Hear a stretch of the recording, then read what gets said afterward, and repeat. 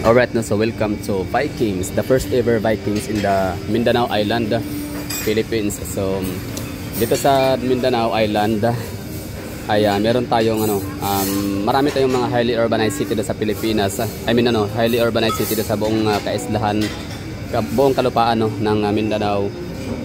Pero so far, nakita ko ngayon na pag-alaman ko na Davao pa lang pala ang merong Vikings, no. Vikings is the luxury buffet in the Philippines, no. So ibig sabihin Davao City ang pinaka first ever and the one and only. So wala pa sa Cagayan de Oro City, wala pa sa Butuan City, wala pa sa General Santos City, wala pa sa Zamboanga City, wala din sa tawag nito sa Iligan City.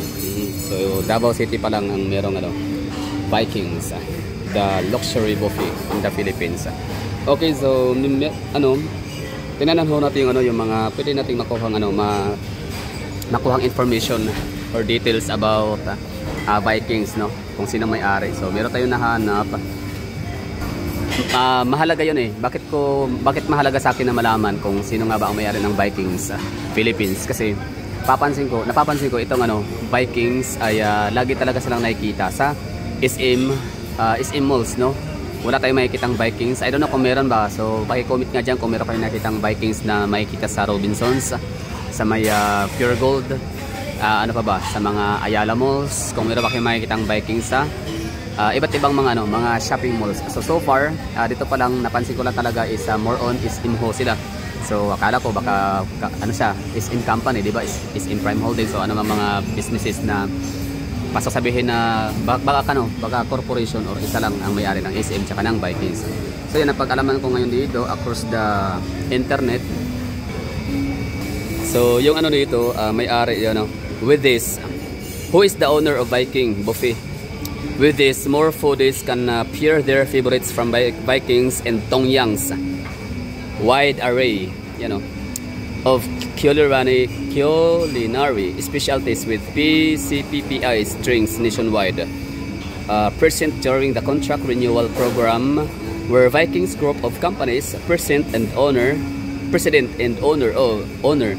Jackson Go. So si Jackson Go ang may-ari, no? So ano pa kaya ang mga possible na mga businesses ni Jackson Go? So let me know in the comment box. Wala na akong time na mag-research pa or wala na akong time pa mag-research or maghanap sa internet na mga kasi wala nang time. Kumbaga real quick lang ho ito, parang ipapaalam ko lang na isa pa lang pala, first ever lang pala to and the one and only sa Mindanao Island ang Vikings na makikita, at yun ay sa Davao. So Jackson Go ang may-ari, so hindi siya nakasabi dito na SM company. And Senior Supply Chain Manager Luz V. Sitchar Villanueva. Oh, Villanueva. Di ba mga Villanueva, mga taga Iloilo? Anyway, yun lang. Tapos ayun, hinanap ho sana natin kung saan nga ba yung pinakaunang branch ng Vikings dito sa Pilipinas. So wala rin tayo nahanap sa internet. Siguro lang ay kung ako sa tiyaga, basahin na lang ho natin yung yung mga branches na makikita dito sa Pilipinas na Vikings. Yan Philippines largest buffet restaurant chain branches is in Mall of Asia, is in Mega Mall, is in Marikina, is in North Edsa, is in Lanang Premier, is in Bacolod, is in Jazz, is in BF Paranaque, is in City Cebu, is in City Pampanga, is in City Iloilo, and venue. Hindi ko alam kung saan ang venue kung venue ba ay parang hindi sa SM, no. Edi sana nakalagay SM building venue ba ganoon, di mo. So merong dito nag-iisang hindi SM. So ibig sabihin sa Luzon, meron tayo dito sa may wala sa sa Baguio City walang Viking sa SM nila. Kundi sa Luzon area is makikita lang yung is Viking sa may Pampanga, SM Pampanga. Tapos sa Metro Manila naman ay 1, 2, 3 4, 5. Apat, 5, wait lang apat, mga 5, no? Pang-6 si SM Jazz kung sa NCR man to. Pang-7 naman si Venue kung NCR din siya. Tapos sa Visayas naman ay meron sa Cebu City. Meron sa Cebu City, Mabulo, no? So hindi siya sa seaside. So isa lang. Just like Davao City, dalawang SM dito. Malaki yung isa din, pero dito lang talaga sa SM lang ang meron. Tapos sa Iloilo and Bacolod. So sa Mindanao naman ay nag-iisa lang, Davao City. Asan ba yung Davao City dyan? SM lang ang Premier. Yun. So Ito yung ano natin dito, Vikings sa loob. Tapos nakapag-vlog na ako dito, pero dati tinignan ko lang yung ano yung hitsura ng mga pagkain, kung anong mga ino-offer nilang mga foods. So kung ano yung mga ino-offer nilang mga pagkain, no? Kung anong maaabil natin. Tapos ngayon, kumain na talaga tayo dito. So ibig sabihin ho nun mga hagala, it's my first time na kumain ng Vikings dito sa Davao branch. Ang first time ko na makakain naman sa Vikings sa buong Pilipinas ay sa SM Cebu. So ibig sabihin, it's my second time. First time kong maka-experience ng Vikings luxury buffet sa Pilipinas ay sa Cebu City, SM Mabulo. Tapos pangalawa naman ay sa Davao, SM Lanang. Actually itong SM Lanang na to, ang dami kong attempts na kumain dito. Oo, kaso nga lang, ang dami ko ring back out. Back out, wala point na back out. Alam mo yung yung grabe yung pila, ang haba ng pila, no? Ganitohan. So, naisip ko na paano nangyari. Ibig ko sabihin parang para sa akin opinion ko lang to. Parang hindi yata makatarungan na pipila ka ng pagkahaba-haba para makakain ka sa Vikings na babayaran mo rin naman. Ibig ko sabihin, kung libre siguro, yun, parang ayuda, di ba? Libreng bigas.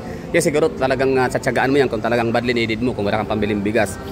So yun ang yun ang pagkakaalam ko na dapat pipilahan kasi nga kailangan, 'di ba? Wala kang choice. Pipili ka talaga kasi libre 'yun pamimigay, or else ma-miss mo yung chance na makakatanggap ka ng tawag nito mga pahalipay, no? Mga goods. So hindi ka makatanggap ng blessings. So dito sa Vikings, magbabayad kayo, no? 1,000, 1,037 ang dito, 1,038 rather. 1,000 pesos, 1,038 pesos ang presyo. So pipilahan mo yun, napakahaba-haba, di ba? So ibagbabayad ka rin naman. Kung libre siguro yung kain sa Vikings, yun siguro kahit pa yung pila nito iaabot ng no, sa may Agdao or Castillo, siguro tsatsagaan ko yun kasi libre. Pero dahil nga magbayad, sabi ko dami mga makakainan dito. Maraming mga buffet din dito sa lang, just around the corner lang, no? Within the vicinity. O di kaya may mga sanggipsal. Basta maraming kainan. So sabi ko, saka na lang. So ngayon talagang nakahanap po tayo ng pinaka-tsimpo na nagising po tayo na maaga. Hindi na almusal. Rekta na dito. Alas 11 pa lang. So wala pang masyadong pila. So walang pila. So diretso pagka walk-in lang. Kahit pa mayroong nag-celebrate ng birthday dito na maramihan talaga sila. So nakapasok pa rin tayo walk-in mabilisan. So hindi na pila-pila. Hindi na tawag ng number, no? Numbering. Hindi na queuing. So yun, nakakain na tayo for the first time. Mga kapatid ko rin, lagi naman kumakain. Nanay ko rito, laging kumakain. Ako lang yung hindi talaga first time. So parang pinaglumaan na. So ngayon, ang information naman dito sa Davao, kung kailan kaya ito nagsimula. Pagkaalala ko parang mura nung na-open itong SM Lanang Premier, nagkaroon ng Vikings dito. Tapos yun lang, kayo, natry nyo na bang kumain sa Vikings Luxury Buffet?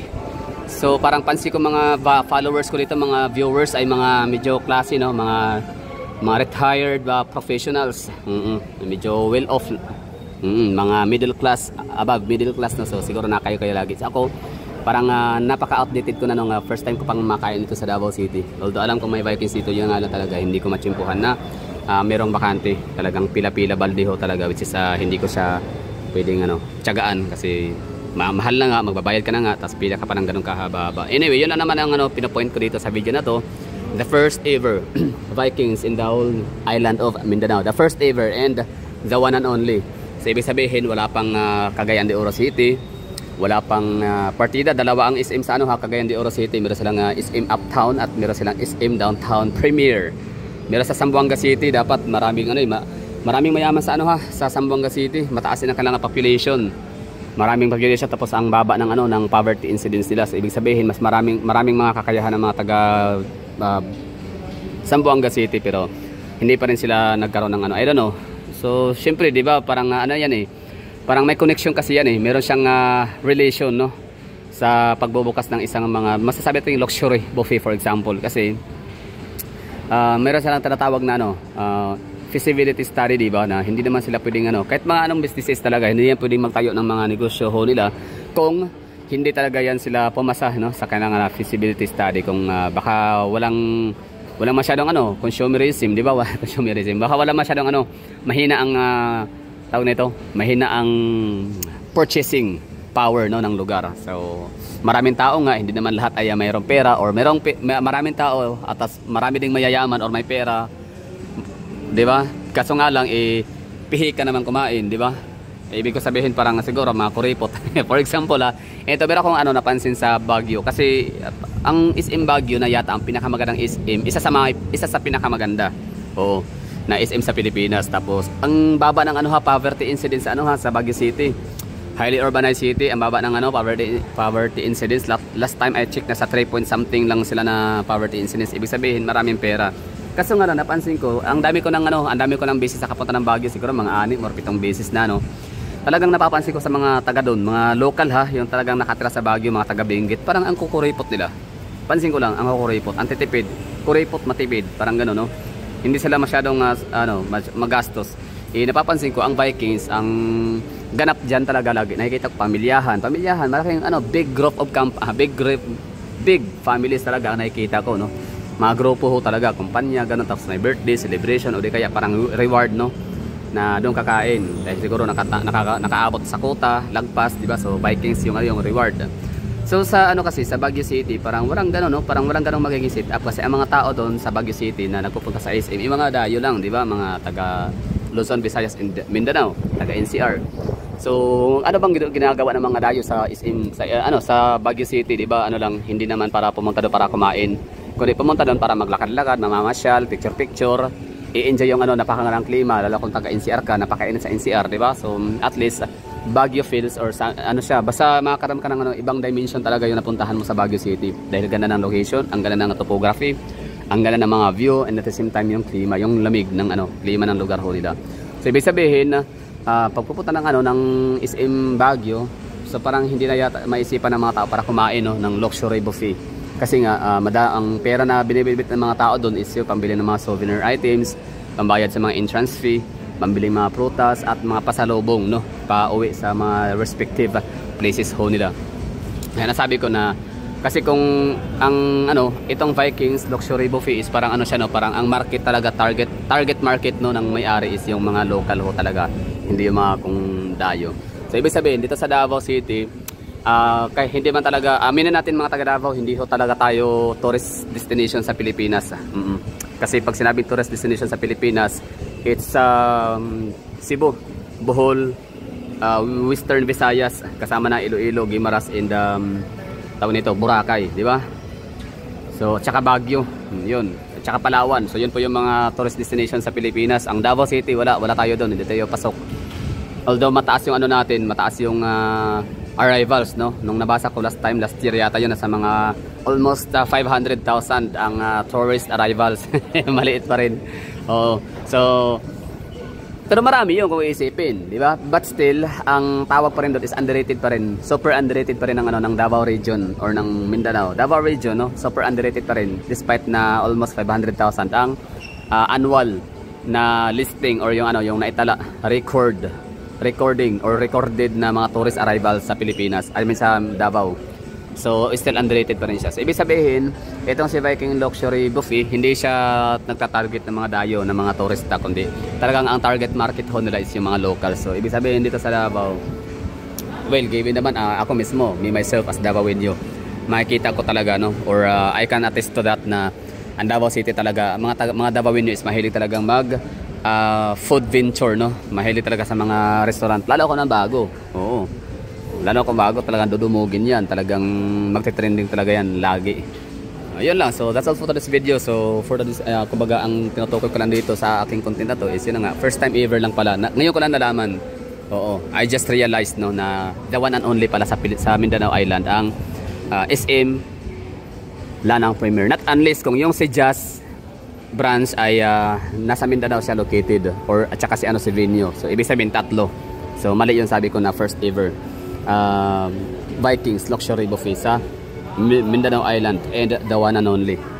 Kasi merong Jazz and Venue, pero di ako sure kung saan banda yun. So I assume na lang na hindi yun sa Mindanao. So that's all for this video. Thank you for watching. Ano masasabi nyo? Tama ba yung mga yung mga perception, mga speculations na ang target ni Vikings Luxury Buffet ay ang mga locals, hindi yung mga dayo? You know, so ano to dito? Food, mga restaurants, no? Restaurant strips or restaurants avenue sa SM Lanang Premier. Ingat kayong lahat and bye bye.